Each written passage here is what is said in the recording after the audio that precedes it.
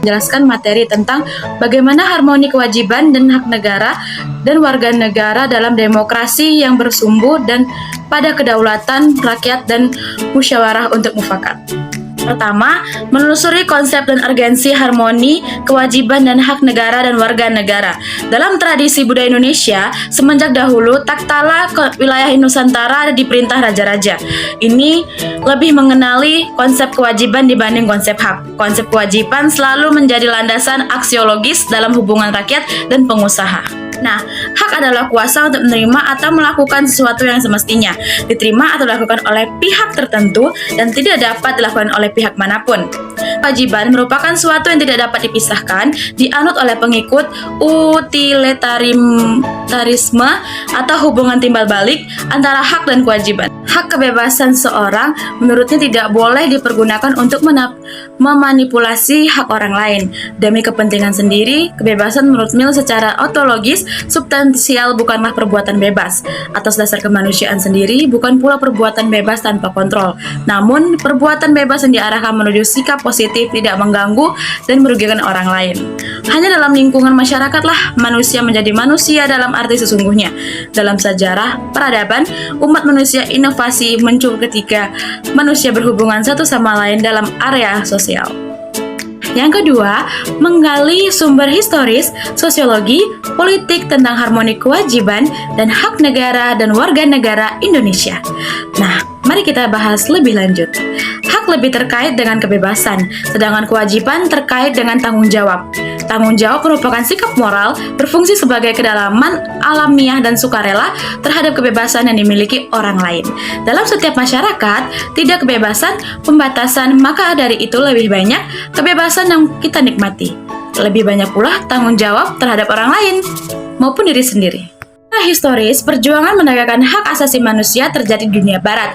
Pada abad ke-17, yang pertama kali merumuskan adanya hak alamiah yang melekat pada setiap diri manusia, yaitu hak dan hidup, hak kebebasan, dan hak milik. Artinya, yang kuat mengalahkan yang lemah, lalu timbul pandangan Bellumunium contra omnes yang perang semua lawan semua. Hidup dalam suasana demikian pada akhirnya menyadarkan manusia untuk membuat perjanjian antara sesama manusia yang dikenal dengan istilah Pactum Unionis. Selanjutnya, timbul perjanjian rakyat menyerahkan kekuasaan kepada penguasa untuk menjaga perjanjian rakyat yang dikenal dengan inisial Vacuum Subjection. Prancis dinobatkan pada 14 Mei 1643. Dalam usia 5 tahun, ia berulah berkuasa penuh sejak wafatnya menteri utamanya Julius Cardinal Mazarin pada tahun 1661. Meninggalkan kekuasaan Prancis di Eropa melalui 3 peperangan besar, Perang Prancis-Belanda, Perang Analisis Besar, dan Perang Suksesi Spanyol antara 1701 hingga 1714, berhasil menerapkan absolutisme dan negara terpusat. Walaupun ahli sejarahnya terdapat hal ini tak dapat mungkin besar ditiupkan oleh lawan politiknya sebagai perwujudan stereotip absolutisme yang dia anut akibat pemerintahnya yang absolut. Sepeninggal dirinya, kekuasaan yang mutlak dilanjutkan raja-raja berikutnya hingga Leos kekuasaan akhirnya diberhentikan dan dia ditangkap pada revolusi 10 Agustus. Materinya adalah membangun argumentasi tentang dinamika dan tantangan harmoni, kewajiban dan hak negara dan warga negara. Mari kita bahas sama-sama. Aturan dasar Ihwal, kewajiban dan hak negara dan warga negara setelah perubahan Undang-Undang Dasar Negara Republik Indonesia 1945 mengalami dinamika yang luar biasa. Berikut disajikan bentuk-bentuk perubahan aturan dasar dalam Undang-Undang Dasar 1945 sebelum dan sesudah amandemen tersebut. Oke, mari kita bahas sama-sama materinya.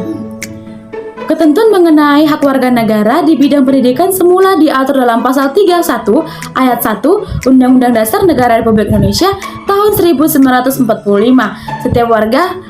Setiap warga negara berhak mendapatkan pendidikan. Mari kita bahas pasal 32 Undang-Undang Dasar Negara Republik Indonesia tahun 1945.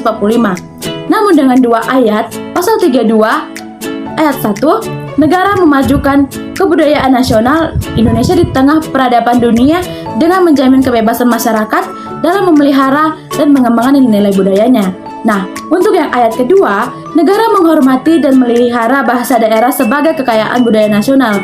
Adapun merubah kata pengajar menjadi pendidikan yang dimaksudkan untuk memperluas hak warga negara karena pengertian pengajaran lebih sempit dibandingkan dengan pengertian pendidikan.